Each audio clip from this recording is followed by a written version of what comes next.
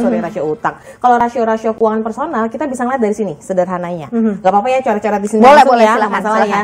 Nah, seperti apa contohnya nih teman-teman? Pertama adalah rasio utang. Dan kayak tadi yang Maria bilang kita udah 8 bulan ya ngejalanin, sekaligus kita sambil ngecek, mungkin ada yang mau ngelihat laporan keuangannya pribadi, silakan dibuka-buka. Ngeri ya. Tadi rasio utang Daniel bilang maksimum adalah 30%. Dan ini benar banget teman-teman. Sebenarnya ada batas maksimal Maria, dan sebenarnya lagi-lagi kalau rasio utang ini kalau semakin muda Anda, misalnya di bawah 30 tahun, maka memang diperbolehkan tanda petik untuk semakin besar secara persentase. Jadi untuk beberapa kasus memang ada yang sampai segini Maria, 50%. Gitu. Tapi ini special case banget dan biasanya usianya itu di range 20 sampai 29. Jadi 30 tahun ke bawah. Cuma kalau teman-teman di sini ada yang usianya 40 tahun, yang penonton di sini di atas 40 tahun, maka benar-benar maksimal banget adalah di sini. 30% ya. 30%. Itu kalau 40 above ya. Cuma kalau 40 below, apalagi kalau di bawah 30 mungkin bisa sampai ke 50. Tapi ini juga special case sebenarnya. Terus yang kedua, kita mau ngeceknya dari mana? Adalah dari rasio tabungan. Nah, ini paling simple sebenarnya teman-teman, si rasio tabungan ini. Apakah selama 8 bulan ini teman-teman sudah menabung setiap bulan minimum adalah 10% dari total pendapatan. Dari total income, 10%. Dan ini yang biasanya jadi baku banget kalau di Indonesia. Cuma nih, kalau boleh saran sih sama penonton Invest Time semua, yuk kita mulai belajar dari teman-teman kita atau para financial planner yang ada di Jepang ataupun yang ada di Korea Selatan gitu ya, cara mereka ngedidik anak-anaknya. Mereka itu rata-rata itu di segini. Nggak kelihatan ya, di segini. 30%? 30% sampai 50%. Gitu, gede banget. Jadi mereka sampai nyisihinnya sampai sebesar itu. Mungkin kalau misalnya sekalian mau ngedukasi anak-anak, banyak sekarang komik-komik yang berkaitan sama keuangan yang diterbitkan oleh penerbit kayak Korea Selatan. Teman-teman bisa lihat tuh, biasanya mereka ngajarin anak-anaknya di range 30 sampai 50. Gitu.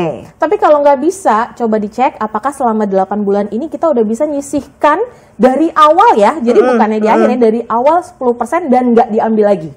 Jadi gak sih? Aduh, kemarin ada lebaran, macam-macam. Sudah gitu dekat sama Idul Adha, bentar lagi kita 17-an gitu kan, banyak banget mungkin diskon-diskon yang ada di hadapan gitu ya. Nah, makanya teman-teman, kenapa tadi saya bilang yang tidak diambil lagi adalah karena kadang-kadang kita nabungnya gede di awal, tapi pas di tengah-tengah itu kita ambil lagi.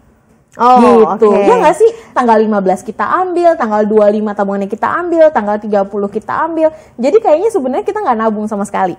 Betul. Jadi itu hati-hati banget karena tipis. Banyak orang ngerasa, oh aku udah bisa nabung, tapi mana asetnya? Nggak ada. Oh ternyata tengah jalan diambil gitu. Padahal harusnya disiplin, nggak boleh diambil-ambil ya.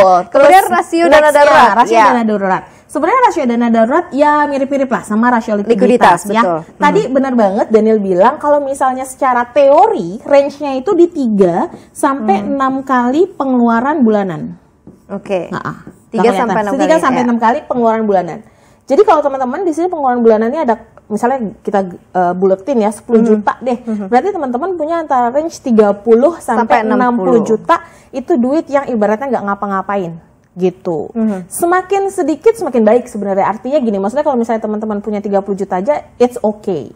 Cuma tadi seperti yang juga Daniel bilang gitu ya, bahwa kalau semakin banyak tanggungannya ketika dia punya anak 1, punya anak 2, punya anak 3, maka pengalinya semakin besar. Termasuk dalam hal pengali dalam hal pekerjaan. Misalnya gini, teman-teman tadinya adalah pekerja tetap, lalu beralih menjadi pebisnis atau freelancer, maka walaupun belum nikah bisa jadi 12 kalinya, gitu. Kenapa kok besar banget sih rasio dana darurat dan rasio likuiditasnya bisa 12 kali dari pengeluaran bulanan? Karena kalau kita para freelancer itu kan pendapatannya tidak tetap. Gitu, kadang tinggi, kadang rendah gitu ya. Beda sama yang memang dapat fixed income. Jadi mau tidak mau rasio dana darurat, rasio likuiditasnya memang harus lebih tinggi, lebih besar tinggi, ya. Betul sekali. Dan terakhir aset nih ya, rasio utang terhadap aset. Ide besarnya sebenarnya di sini adalah gini. Jika gitu ya, tiba-tiba kita ditagih, semua utang-utang kita tuh ditagih, utang KPR, utang KPA, utang mobil misalnya ditagih, kita punya nggak ya aset untuk nutupin?